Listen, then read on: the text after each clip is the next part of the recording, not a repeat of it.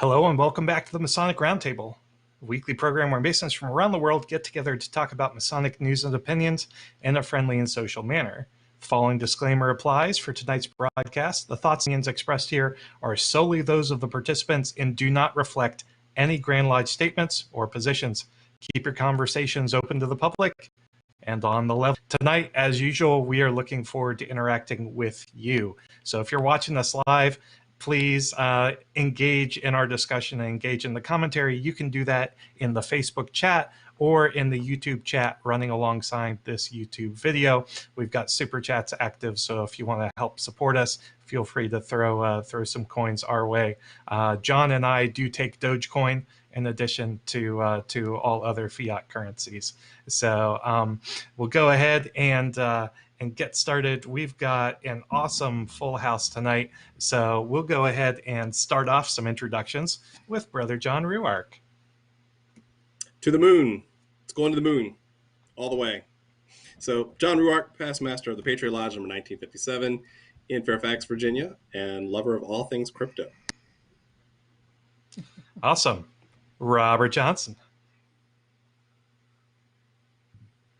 Hey, Robert Johnson here, past master of Waukegan Lodge number 78, current sitting secretary over at Space Novum Lodge, 1183 in Libertyville, Illinois, and host of the Whence Came You podcast. Good to be with you guys. Good to be with you. Also good to be with our one, our only, Brother Juan Sepulveda. Buenas noches. Juan Sepulveda here from sunny Kissimmee, Florida, and the brother behind thewindingstairs.com. Good evening, everyone. Good evening. Glad to have you with us. And last but most certainly not least, the one, the only, Mike the intern. Hey, Mike. Hey, Mike the intern, Mike Hambrick, Hammy, whichever it is.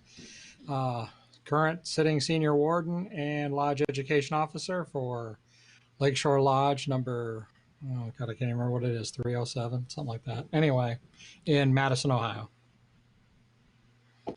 Awesome. Good evening. All right. So good evening. All right. We've got an amazing fall. Super excited. And we've got an awesome topic tonight. But before we get into the topic, I want to take a moment to say a very special thank you to all of our Patreon supporters. For all of our patrons, you all keep us funded and keep us running and on the air and enable us to put forward the best show possible. So thank you so much for everything you do to support us. And we couldn't be here and couldn't keep on doing this. So without further ado, let's get into tonight's topic, which is King Solomon of Israel. So unless you know absolutely nothing about Freemasonry, you probably know that Blue Lodge Masonry, at least, is a system of progressive initiatory rites, also known as degrees. And those degrees revolve around the concept of the construction of arguably the most beautiful building ever to have existed, which is the Temple of King Solomon. King Solomon was the king of Israel at the time, purportedly, who was purportedly wise and was intimately involved in the erection of the temple. And so, you know, with our third degree, which came on the scene in the early 1730s, late 1720s, from Desaguliers, really put King Solomon front and center in our, passion plays that are our degrees in Masonry. So we'll go, and we wanted to examine King Solomon in several different contexts tonight. So starting off with really the best source historically that we have on King Solomon, which is the Bible. So Juan, do you want to kick off our discussion? I'll be happy to. Thank you, Jason. Everybody hears me right? Yeah, you're good. Awesome. Okay. Well, when I started looking into more information about King Solomon, of course, I got excited because some of the books that to do something with him are among my favorite. So I started to compile some details about what we could find or we can know about King Solomon. if you know about the story of David, you know that although he had a really good relationship with God, by little he became a bloodthirsty and menacing force in in the region. So God wasn't as pleased with him as time went by. So even though King David wanted to be the one ultimately built the temple for the Lord, it was his son Solomon. So if you know, in Masonry, we do use a lot of the allegory related to King Solomon to describe our dealings with others, to describe our development as individuals, to describe our relationship with the Creator and the mysteries that are in between the two. So in this case, among the books, if you're interested in research about it, the books that you can find mentions of King Solomon: Samuel, First King, Second Chronicle. Of course, there's Proverbs, which is one of my favorite books. And as you read through them, you can see the relationship that God has with King Solomon in contrast with the relationship he had with David.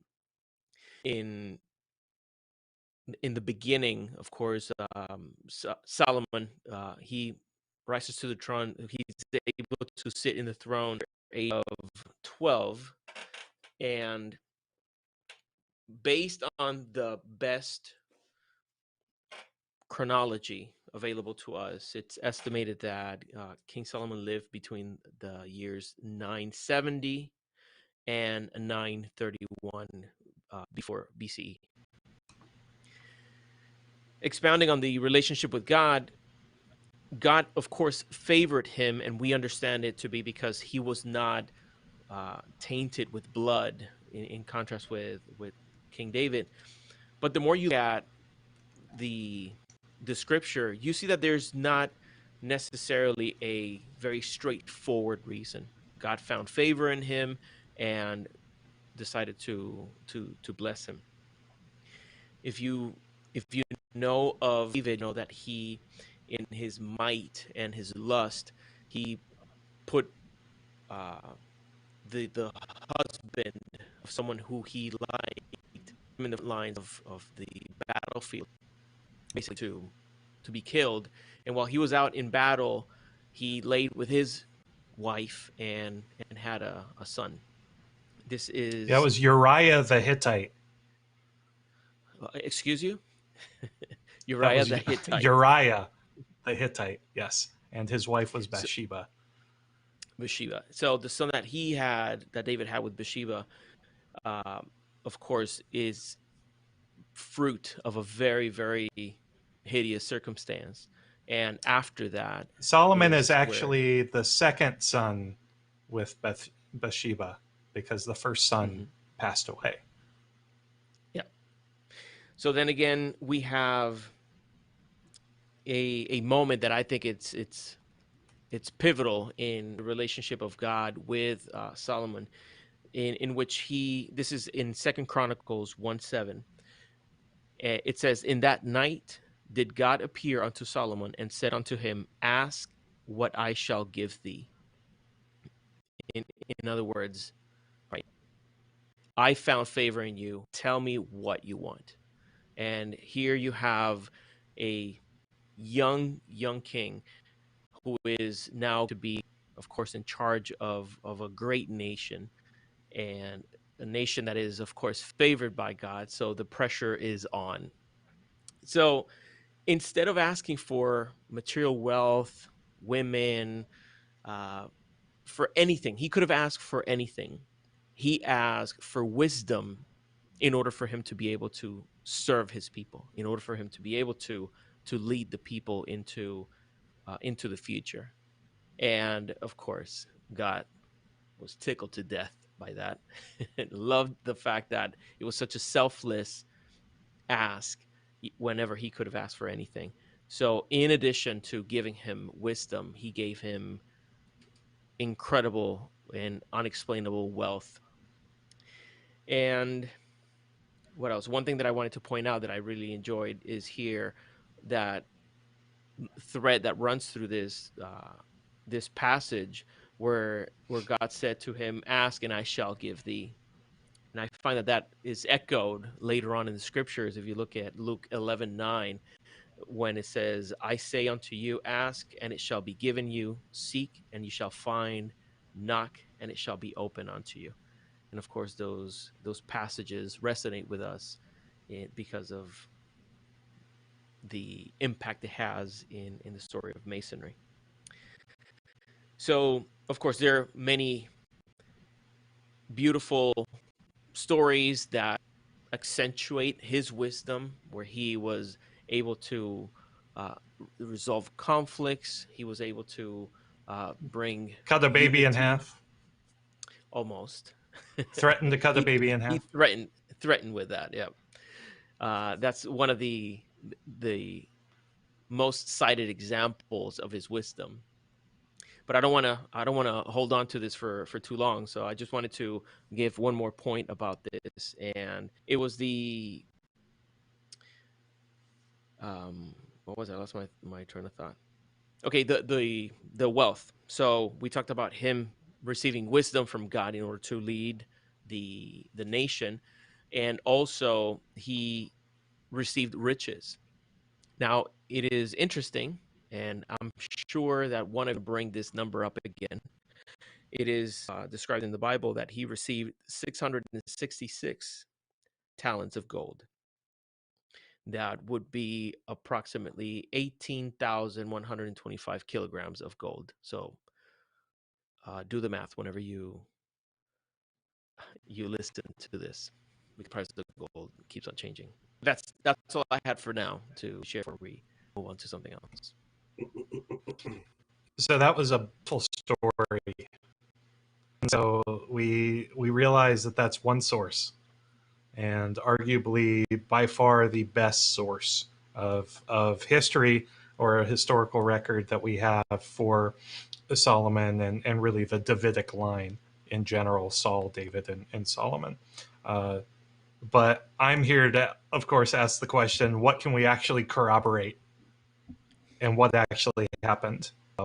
And ran across an absolutely amazing book by Israel Finkelstein and Neil Asher Silberman, David and Solomon, in search of the Bible's sacred kings and the roots of the Western tradition. And what Finkelstein and Silberman have been able to do is they are archaeologists who have been digging and conducting archaeological excavation in Israel.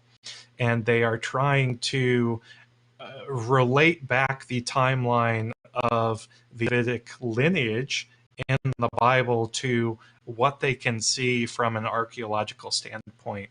And so what they've been able to find is that David and Solomon probably existed. They're not sure. We do have the Bible as the one clear, example. But based on the archaeological context that they've reconstruct, David and Solomon were probably local chieftains at best, who did not really expand out their kingdoms. Instead, when comparing the biblical texts, especially in like First Kings, where it lays out Solomon's governors of the provinces over his kingdom, the historical evidence actually puts those kingdoms existing 200 years after Solomon would have reigned, during the reign of a king called Jeroboam II. And so what these archaeologists have done is they've essentially posited the theory that, yes, a united monarchy between Israel and Judah did in fact exist, but it was not under Solomon and David. So what they think happened is Actually, they're positing a new theory which conflates the great Hebrew kings of David and Solomon with the often overlooked reign of Jeroboam II, who reigned in about the 700s BCE. So we have Solomon in the 900 200 years later, essentially in between Solomon's reign and the Babylonian captivity. Or rather, sorry, the Babylonian captivity happens right at the tail end of Jeroboam's reign. They believe that that united kingdom of Israel and Judah actually happened under Jeroboam II in the 700s BCE. So as the Bible tells it, sometime in the 11th or 10th century BCE, we had the 12 Israelite tribes united under the strong monarchs of Saul, David, and Solomon. But the fourth generation, who was Solomon's son Rehoboam, was unable to hold the people together. All of the tribes except for Judah revolted against him, forming their own kingdom of Israel north of Jerusalem, led by King Jeroboam I. And so Jeroboam II, who comes in 200 years later, actually succeeds, according to the additional sources that we have in the time that have started to exist in the 700 years or in the 700s BCE, are now seeing Jeroboam II actually bringing Israel into a time of united peace and prosperity. There's very little hard evidence that the founders of the Davidic dynasty ruled over anything larger than a tiny city-state in Judah. So it's very, very interesting. So it leads you to ask the question. No words. You can argue with the authors of this awesome book I'm diving into, but it does lead us to the question of, well, I mean, given that the Bible is a collection of, the Old Testament at least is a collection of oral traditions, and most scholars don't actually think that Solomon himself wrote Song of Solomon or any of the other writings did to him, which I was going to talk about later, but I can totally bring that up now. I'm not paying attention to the YouTube chat, so I'm assuming I'm just getting flamed throughout the entire thing. I hope my mom's not watching this episode. Now. Okay, yeah. Hey, Mom, if you're watching this, I'm really sorry, but corroboration. You can't come home. Trust but corroborate. Yeah, can't go home again.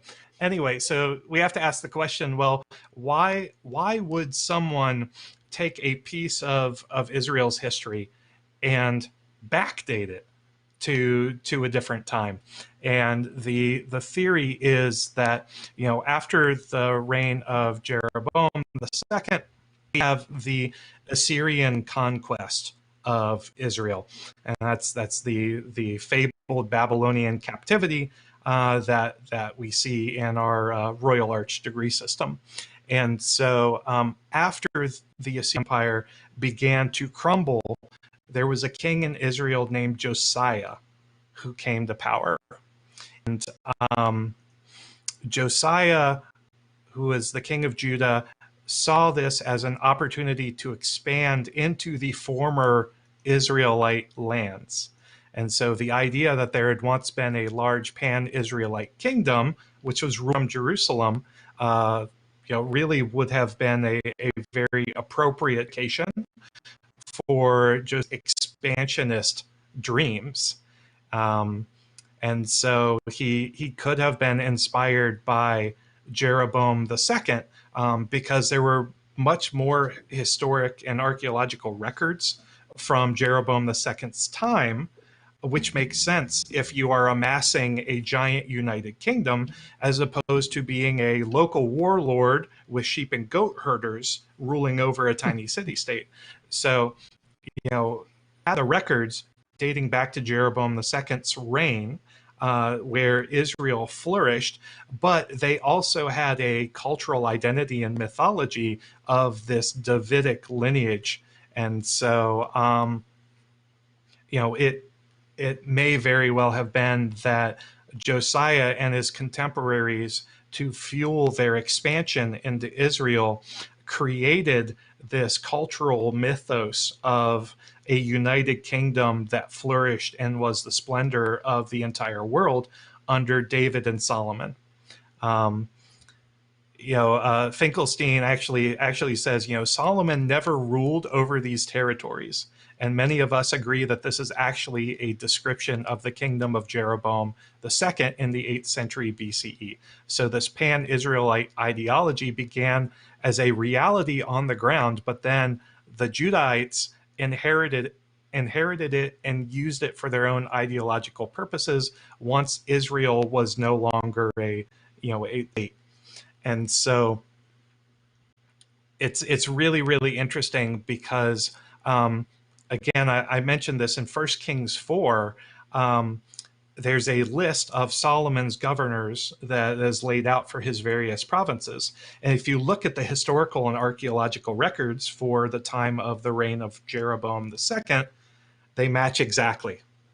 And so it's a very, very interesting thing. There was a cultural mythology of the Davidic line and Saul, David, and Solomon, but how much of an influence they had, whether or not they were any more than like local warlords or chieftains ruling a city state in Judah, we just don't know. We don't have the archaeological or the historical records of the time. Right. With the Babylonian captivity brought in, and with the conquering of Israel from Assyria, that brought in historical records. And so there's just a limit to what we can see from a historical standpoint.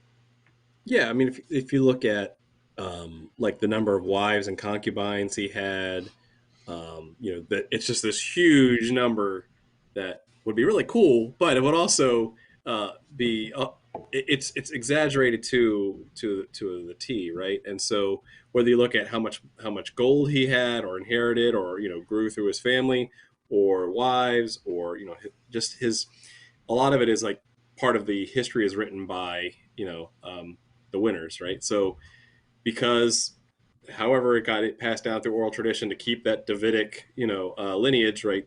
You got to make grandpa look good, right? So you want to pump up those stories about how great his wisdom is and everything. And so I think that's one thing to kind of keep in mind is even though it's not corroborated by other sources, at least you have to take it in the context of what are they trying to say, right? Biblically. You mean the allegorical context? The allegorical context, not the literal. What are they actually trying to set up, right? And for those in the Judeo-Christian lineage, right, then you know that Jesus is a descendant of King Solomon. So you want to make sure that you're setting up a kingship that then passes down, right? So you want someone who is a king of Israel to then pass down to become king of the Jews, right? So that's what's going on there too, from an allegorical perspective, from a storytelling perspective, right? What are you trying to include in your historical narrative about how great, how wise, how powerful, how rich this king was? But as we'll talk about in a little bit too, how then also by going astray from God and from his faith, then that also became a hindrance, which is another part of the story that you want to tell is, hey, everything was good for him when he was following Yahweh, not so much when he started picking up extra wives that were not part of the faith. That's an interesting part about the historical or the biblical edition for Jeroboam II. Who was, according to the historical and archaeological record, the one who actually united Israel and brought it into a time of peace and prosperity, because the Bible says something to the effect of, bad paraphrasing, Jeroboam worshipped a lot of gods and he just wasn't this great person. But the biblical authors then said, well, wait a second. he brought a bunch of peace and prosperity. So how do we rationalize that? Because the Old Testament is Israel does bad. God says, you've been bad. I'm going to punish you for it.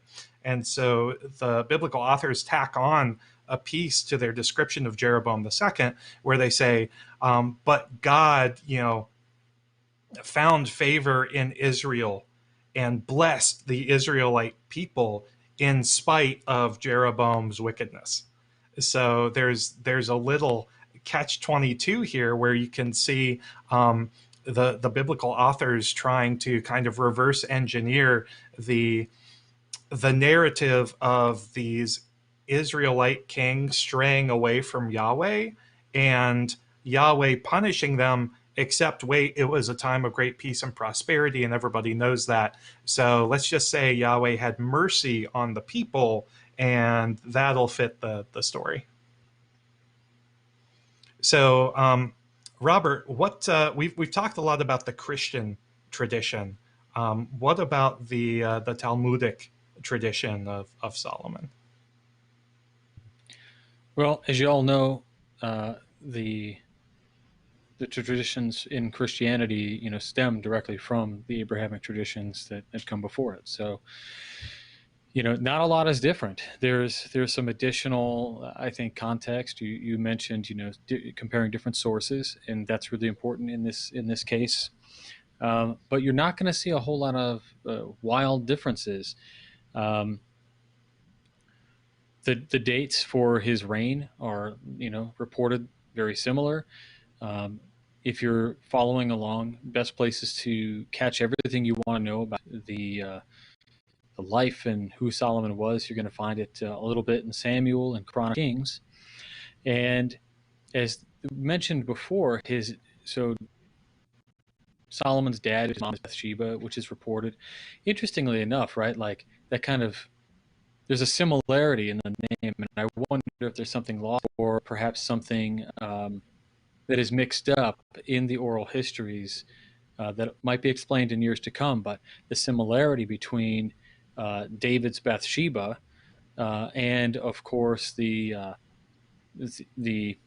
account of Solomon carrying on a relationship with Sheba, of which he apparently has an heir, who then goes back and takes the ark with him. So there's some things there that are similar. Both Juan and Jason, you both pointed out, Solomon was not the firstborn son, which is the typical progression. You're a king, you have a son, the oldest takes the throne. Not in this case, the youngest takes the throne. And the Talmudic tradition talks about how basically, as Jason said, what's the guy's name? Starts with Uriah is a warrior, and he's got this wife, Bathsheba. Bathsheba sleeps with David. They have a son. Then the name Solomon, or as it's referred to, in a text, as Jedediah. Jedediah then is going to be a next son, the next one to be born between David and Bathsheba. But God is kind of upset with David because he's broke a lot of rules, and this rule of consorting with women who are not your wives is a pretty big no-no. So what happens is David wins favor with God, so Bathsheba's husband gets sent to war, presumably so that Bathsheba and David could be together. And then they do get together because he does die. She becomes a widow. David and Bathsheba get together. They have a second son. And of course, with that tradition, much like the raising of the land of Israel when Moses gets the people there, everything has to be destroyed to start over, right? So very similarly, the firstborn between Bathsheba and David is killed. He dies because he was conceived in not a glorious manner, right? They weren't married. So in this case, Solomon then is the person who survives. and he then gets his kingship. So this is interesting in and of itself. Lots of corollaries where we see these ideas that are similar repeating throughout history, right? The cleansing of old sins, the similar names that continue to pop up. As we find in this tradition also, Solomon, his wisdom, right? Like everybody talks about the wisdom, but there's only one real great example of this wisdom. We'll put it in air quotes, right? Is this whole idea that two ladies come to the court, arguing over whose son it. You know, there's one child. Both ladies are saying, "Hey, that's my son," and Solomon says, "Well, there's only one way to settle this, right? We're going to cut the baby in half, and you each get a half." But he knows that whichever woman is the true mother would then say, "Don't cut it, just give it to the other person," right? Because a mother can't let her get killed. So this is the one instance where we see this, but all his other wisdom really is kind of lacking, in terms of research. There's not a lot going on, even in the stories. There might be stories that come up later in apocryphal works, Testament according to Solomon, all of these other kinds of ideas.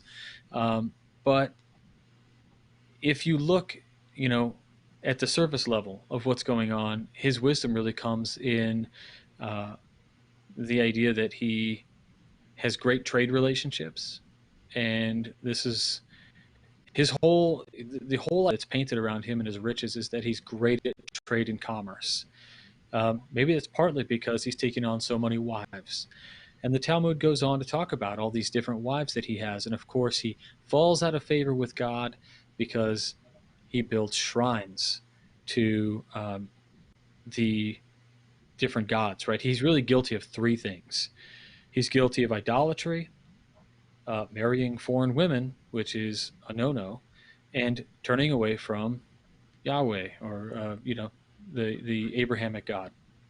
So he's got these three things going against him, and he falls out of favor with God. And there's a lot of stories that go on from there, right? And what we see is the tradition, the Talmudic tradition, is Solomon is considered one of 48 prophets. You can look at the Quran, where he is also considered a prophet, but he's called Sulayman or Solomon, Sulayman. But you've got Solomon, Suleiman, and Jedediah. They're all the same character. And then you get into, again, like I said, the apocryphal things like the Testament of Solomon. And I think the next thing where this kind of turns is into the realms of where later grimoires and medieval things take over with some of these legends, these mythologies. I think there's a lot to what Jason's talked about. I've seen a few actual specials, and just television talking about the archaeology of Solomon. And one of the things that they found actually was remains of some stables that were found at Megiddo that they think date to that same time period. But other than these, there's not a lot. There's not a lot to be found.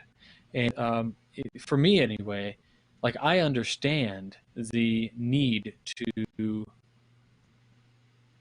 what do you want to even call it, to sustain a progressive message, and to we all know, I know Jason loves Bart as I do, probably more, but we've seen the contextual clues throughout the Bible and in other religions where scholars, people who are copying the traditions, they go back and they fix things. They make little notes and they fix errors and insert things later, so that there's no hole to be filled.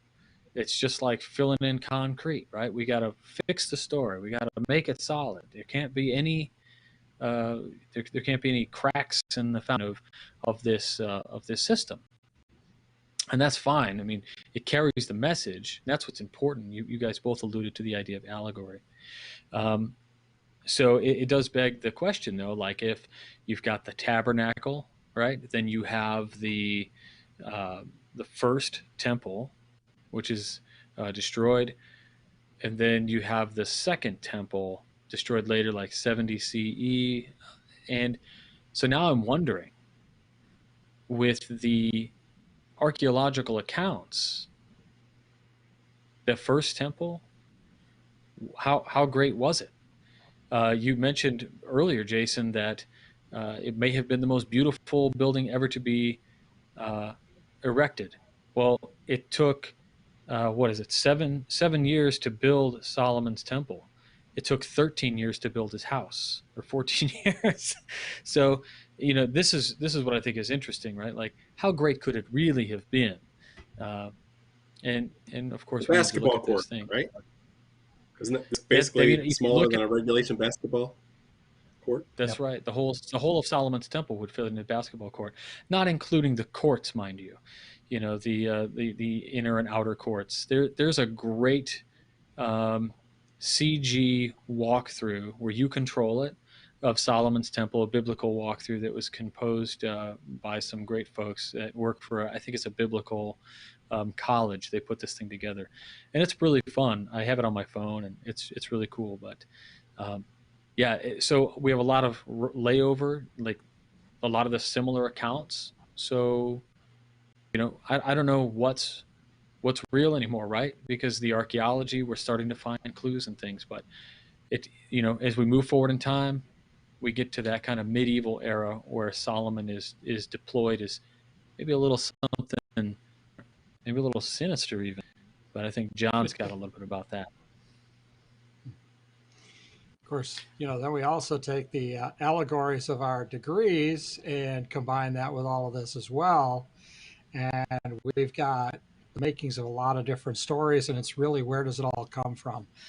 I mean, because most of us are familiar that are Masons with the fact that King Solomon is the Grand Master whose best friend ends up being killed in the third degree.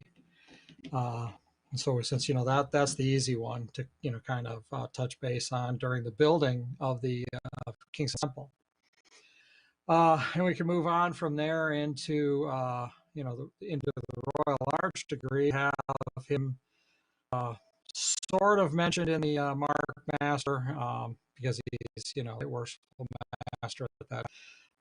More in the Past Master, where Hiram has been assassinated, and we're trying to possible for someone else to rule in Solomon's stead when he passed on as well. Then you have actually when the temple is finished in the Sexton Master, you have in there for the dedication of the temple. And obviously, I'm not going to go through these in depth because of the fact that they get through too much in depth on what the story is can mess up the degree for everyone. But you go and skip over the Royal Arch because they actually include him because that's many, many years later. So you got to go to the degree of the Royal Master, which is getting Hiram Abiff's replacement, Adoniram, as the basically as the new junior warden, as well as the concept of architect.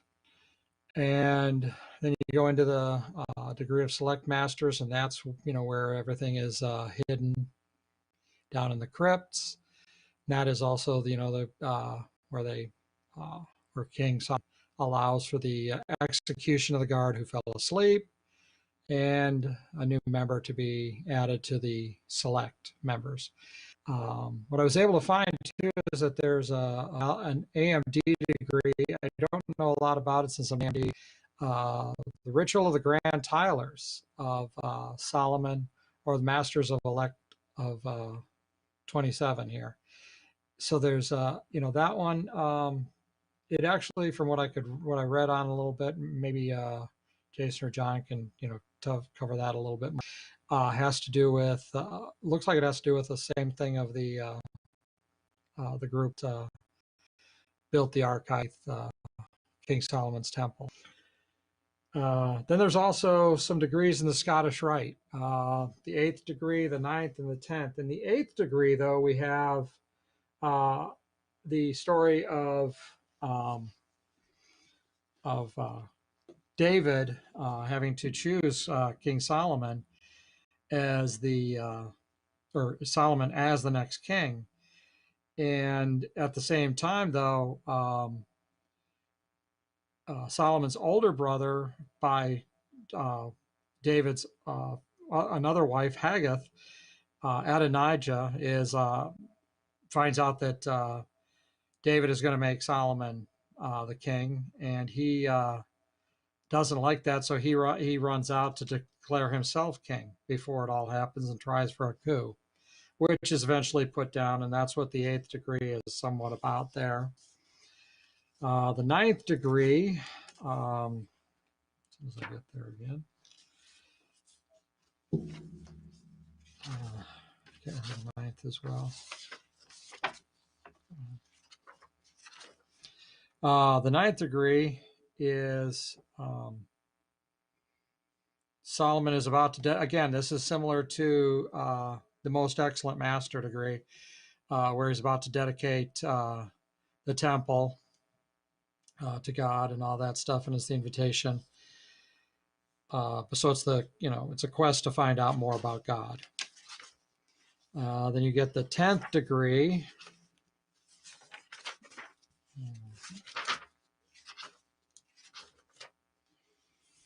And this is all, by the way, this is all Northern Masonic jurisdiction versions. I'm not really familiar enough with the Southern to cover those. The 10th What, degree, you haven't though, memorized Morals and Dogma? Not yet, no. This one actually speaks to the fact that we were talking about, and with RJ talking about how Solomon has been found to be guilty not following God, marrying the foreign women, and idolatry and all of that. And there's it basically goes up. Some soldiers talk about this, and then Solomon finding out about it, and he's not amused. He's actually very, very upset about this, and he becomes furious. And there's a Zadok, which is one of the high priests for the lives of these men. Later, when Solomon is alone, he is told by Yahweh that his kingdom will be torn asunder because of everything that Solomon had done. And that's actually, I think he's actually sort of in the 11th degree, but that's more, it's a little bit of a wisdom thing there about the, tax collectors abusing their power, and then his handling of that with the help of the Hiram, king of Tyre. But that's the extent of what the Southern jurisdiction degrees. I know that they are pretty close, even when they're in the Lodge of Perfection. So. Yeah, I mean, and there's a couple in the AMD degrees as well, which I found really fascinating because, it does add some more context. AMD, the AMD degrees, who covered them too. They're kind of, I wouldn't say filler. They're kind of like side stories, side quests that really bolt on to the Hiramic legend, and of course that means it includes King Solomon as well. So there's some really cool stuff. If you like the Solomon influence on Masonry, then you got some bonus features on the back of the DVD. So go check that out. And I didn't get a chance to really check yet, but I'm sure there's probably some, even in the Grand College of Rites probably has a few too that I haven't even found there. So since they've got so many other degrees. Yeah, the AMD degree is the Bruce Campbell B movies of Masonry. Oh, cool. I want to see Bruce Campbell do some AMD degrees. That would be awesome. Yes. Come Yes. get some. I'd be up for that. So So speaking of spooky stuff, and magic, and armies of darkness, John, you want to talk about some of the more mystical texts that we have that allude to King Solomon? Yeah. So the part that I took tonight was looking. Okay, so we have the historical Solomon, we have the biblical Solomon, we have some of the Talmudic commentary that kind of fills in some of the gaps. Crazy by itself, by the way. Really worth looking into. Then you have some extra biblical or what's the word? You know the word where it's not part of the Bible, apocryphal. That's the word. So you have apocryphal sources as well that are really interesting sources on their own, but really aren't in most attached to most biblical structures. And those are where it starts to really get out of hand, because you'll have documents that were written as early as the first century CE, right around the time as some of the Gospels were being written, where it actually goes into more detail about King Solomon. Remember, this is almost 1,000 years after King Solomon existed, but now you've got this fan fiction that comes out, King Solomon, that just blows everything out of the water. So the becomes throughout history, if he was so wise and he was granted with wisdom by God, he had this this great temple not made with hands, or not made with the sound of iron being used. How to do that? Then he must have had some sort of powers that actually helped him build his temple beyond what could be done with the tools of the day. That means he had to have something extraordinary to help him build his temple. That includes magic and demons.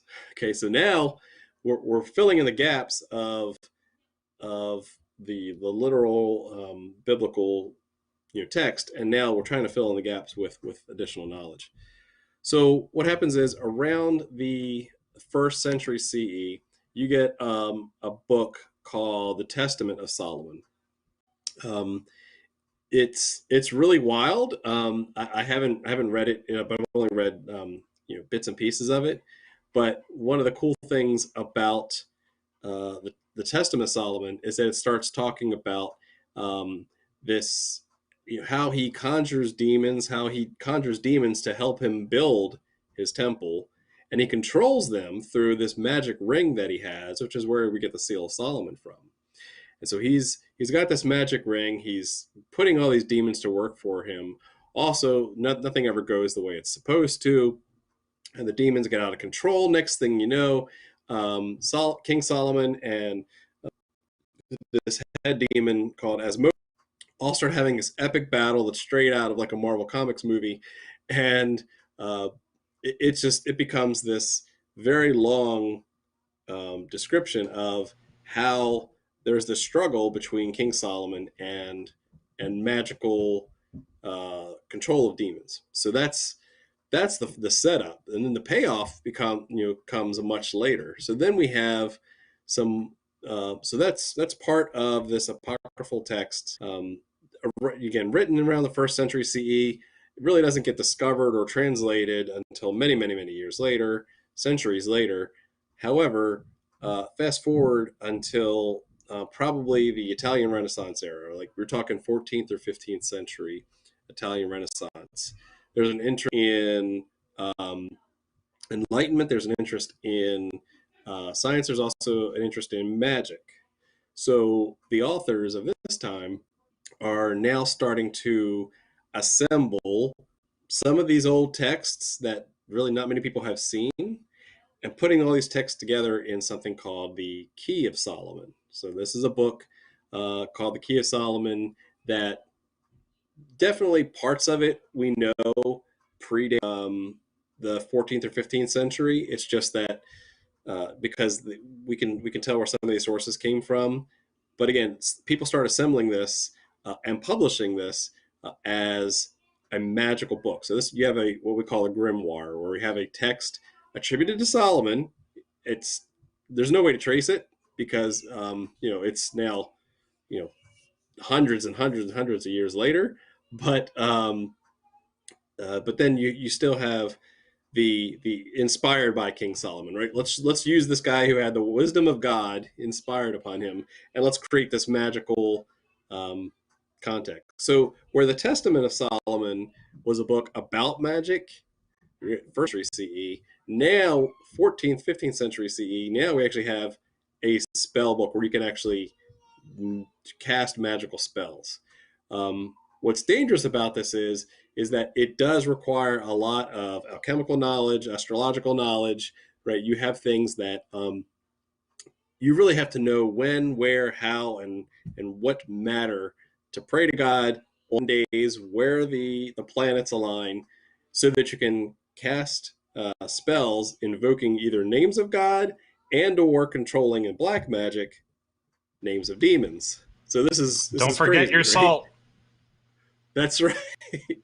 you it's easy. So we have tons of different sigils that are built, right? So you can take all the power of Jupiter, and there's some comments in the YouTube chat as well about different aspects of Jupiter or Mars that you can now use as magical talismans, magical sigils to inspire,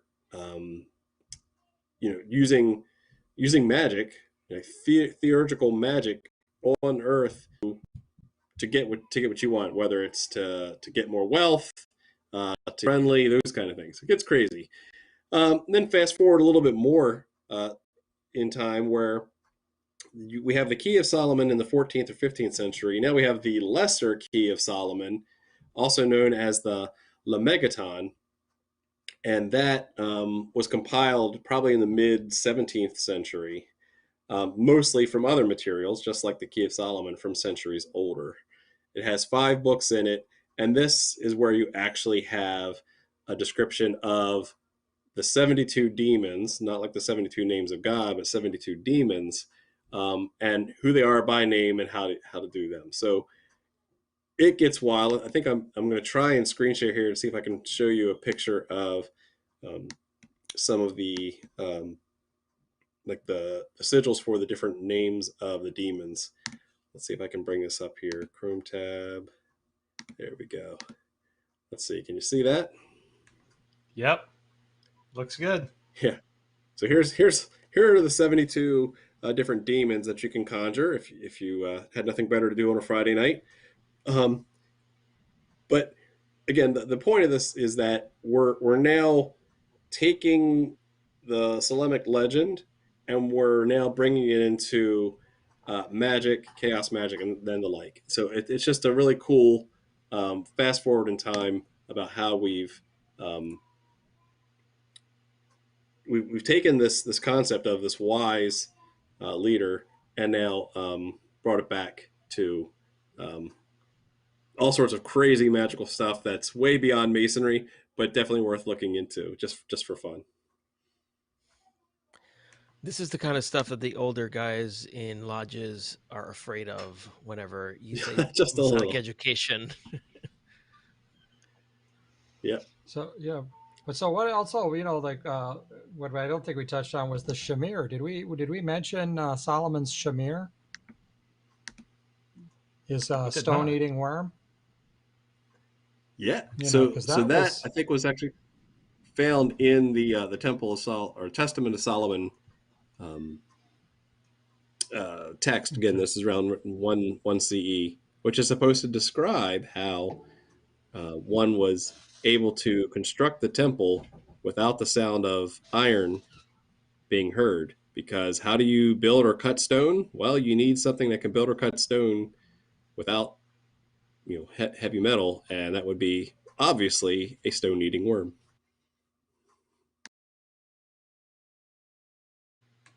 That's fascinating. Wow. Because I thought there was something we recently had. There was an article somewhere, even if it was RJ had mentioned it on Whence Came You or the Midnight Freemason about that too. But they may have even found Shemirs or something about them or how they were kept in specific kind of a box even. Yeah, it's like the legend really talks about how this worm could eat through just about anything. Was like remnant from the first days of creation and was kept in lead-lined boxes. Um, it's pretty fascinating stuff, right? I mean, there's layovers in different medieval grimoires and also texts that are uh, just in general, occult in general, we'll call it, um, that also make a correlation to the way stones were possibly carved for the Great Pyramids. They talk about like this white powder they would use to move the stones and things. It's pretty wild. Yeah. Yeah. So, and And I here's just another thought, example. Yeah, I just want to show you real quick. This is another example of some of the sigils and talismans that you can see in the Key of Solomon and or the Lesser Key of Solomon, depending on which translation you pick up. So it's pretty cool. I These are by I actually have one that I wear that a brother made me, so it's pretty sweet. awesome. Mm-hmm. Oh, that's fantastic. Oh man. Well, this has been an absolutely amazing discussion. This is easily one of my favorite episodes, right off the bat. So thanks everybody for such an awesome discussion. We'll go around for our final question real quick because it's getting, and the final question tonight is, what is your absolute favorite piece of the Solomonic mythology? And I'll start with Robert. My favorite part of the Solomonic, I think what I like about it is that it's kind of a mystery. I like the mystery of this. I mean, I'm safe. I'm just going mythology, just like Zeus a mythology, right? Like I feel the same kind of way um, about this because we have uh, a historical, archaeological basis, albeit it's not like some um, solid thing that we can close the book on Solomon, right? It's not the way, but there's a mystery. There's definitely a mixing of generations into a single story about something grander, and I think that's really special. I don't think it takes away from anything. I don't think it lessens the allegorical stories. I mean, we all tell our children. I'm not saying this is a children's tale or anything. I'm not being condescending here. But we tell our kids stories and fairy tales, right? To wisdom. We convey how things work and all of these kind of awesome ideas. And what happens is these people grow up to be great people themselves. There's a tremendous amount of wisdom that can be passed on through the art of story, and I don't think something has to be 100 meaning and wisdom. Uh, and so I think when we read things that Solomon perhaps wrote, when we learn about the stories and all and the mythologies that are connected with it, I think all of that has tremendous value. I'll tell you right now, like when I first heard that Solomonic story about the two ladies who wanted to cut the baby in half, I was horrified. The logic, I was like, oh yeah. I mean, it was a good tale, but I think that's my favorite part, and my favorite part is continuing to develop. And Jason's here what your book review is on this book, and if I have to go out and buy it myself, because I think that sounds fascinating. Awesome. Thanks, Robert. Yeah, I definitely owe you all a book review. Hammy, what is your favorite part of the Solomonic mythology? Well, For me, actually, it's going to sound kind of funny. It's in the cryptic degrees, though. It's because the decision to build the archives underneath of the first temple, at least in that allegory, story. That's, I mean, and I know that's it's more because of the Indiana Jones side of it, but it's a little more than that. It's the idea of literally that everyone realized that this could all be destroyed and wiped out, and they better do something to protect it all. And that's just what I mean. That piece and that piece of the story. Another about Solomon, though, that the fact that we chose him for masonry, that is the fact that we project him as the morally upright individual and this very wise individual. And then as the degrees actually go on, you find out he's also human. And that's in the, where he has 700 wives and concubines, and he's actually goes against God, and then finds his way. But the idea is that he is human enough to make those failures. Fascinating. Thanks, Mike. Juan, Yep. What say you? Well, for me, my favorite aspect of the mythology of King Solomon is the book of Proverbs, and how we don't have the answers of how much of it is his own intellect or his own wisdom, and how much is just a compilation from way older traditions. And of course, we attribute to him great wisdom, but the allegory that I got out of this is the fact that you and I may not be the originators of the wisdom that we carry around, but that doesn't make us any less of leading, any less worthy of introspecting and then develop wealth. So yeah, King Solomon, today we think about him and we think instantly, we make that connection, the wisest king that ever lived. Really? Was it? Was he? We don't know. Still, we can see that we attribute his wisdom to be just complete God-given gift, but evidence kind of shows us it's more than just something that just appeared and he compiled.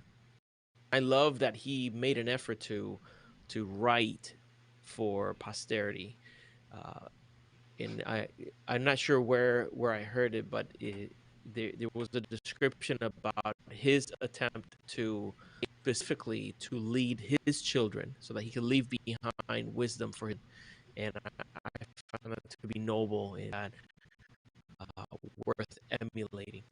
So yeah, the most about the myth of him. He was wise, but the wisdom wasn't just his own. Much credit was due to those who came before him and those who surrounded him. And Awesome. to say goodbye, thank you everybody for watching, and take a moment to go to thewindingstairs.com. We unleashed a collection of hoodies and shirts. So whether the northern or southern hemisphere, the weather approaching is ready for you. The Winding Stairs. Thanks, Juan. John, what say you? Favorite of the Solomonic mythology. Yeah, so one thing that stuck with me even as a kid was the thing where in Second Chronicles, I know Juan brought this up. Second Chronicles 1, verse 7, when God appeared to Solomon and gave him a blank check and said, "Ask for whatever you want me to give you." Now, that's an undertaking, and most of us, being human, would ask for. It's kind of like what would you ask a genie if they could say, "Just grant, I'll grant you 3 wishes." But here, Solomon says, "Hey, you've done a lot for us. I just want wisdom and knowledge." And that stuck with me even as in pre-Masonic days, where, okay, if you could have anything in the world, yet you ask for wisdom, that told me as a young child that wisdom was more valuable than gold. And that stuck with me, that, if God came to you, in a dream or whatever and said, what do you want? The answer is always going to be wisdom, not something tangible. And so that is a reason why, we use the person of King Solomon in our degrees, why we consider him wise even today. How what we really should be focused on in life is knowledge and wisdom, to because knowledge is knowing facts and wisdom is applying that in the right context. So there's a difference. I want to make sure you guys know the difference between knowledge and wisdom, and having both really make an impact in the world. And it's simple, right? It's nothing crazy or like the cool spell, but it's really, at the end of the day, we're here to improve ourselves, and that's what we should be. Wisdom. Awesome. Yeah. For me, the tables are turned, because usually John comes after me and he's like, I'm going to agree with everything, Jason just said. And it's the moderator's curse of TMR, where I have to say, I agree with everything John just said. And I don't know if that's ever happened before in the history of TMR. But as a kid, King became very much of a role model. Not because, he was drowning in ladies, but because God came to him, gave him a blank check, and Solomon, you know what? I want wisdom, because if I'm wise, then everything. So that left an indelible mark on my psyche as a youngster, and throughout my life to think critically, pursue knowledge, and above everything else, to wisdom. And that's something that I will continue to thirst after and pursue for the rest of my life, because wisdom being the knowledge and past experiences, along with critical thinking, texture your situation, that it's just so critical. And you've seen that riches are temporary, fame is temporary, your reputation can be temporary, but if you are wise and if you have discretion and wisdom, you can get a lot of other things anyway, just with how you conduct yourself. A young person, that left a big mark on me, and I've always thirsted after wisdom because of that. So this is an awesome episode. Hey everybody, we are less than 2 weeks away from Esotericon 2021. So go ahead and get your tickets. The early bird swag bags are gone, but you can still pay $15 and get entrance into the actual virtual event coming up on June 12th. It's going to be absolutely awesome. We've got a lot of great speakers. Contemplative Exercise by Chuck Dunning. We have esteemed author Mitch Horowitz, who is one of our speakers. We have natal chart readings by Jamie Paul Lamb. It is going to be a ton of fun and be really, really interesting setup. So would encourage you all to go look up Esotericon on Facebook, go find us, and so then join in on the fun here 2 Saturdays from now. So with that, thank you so much, everybody. I know we've gone, but man, it was worth it. So appreciate all of you sticking with us. This was an awesome episode. Have a fantastic week. Have a great night. And above all, please, please, please keep searching for more wisdom.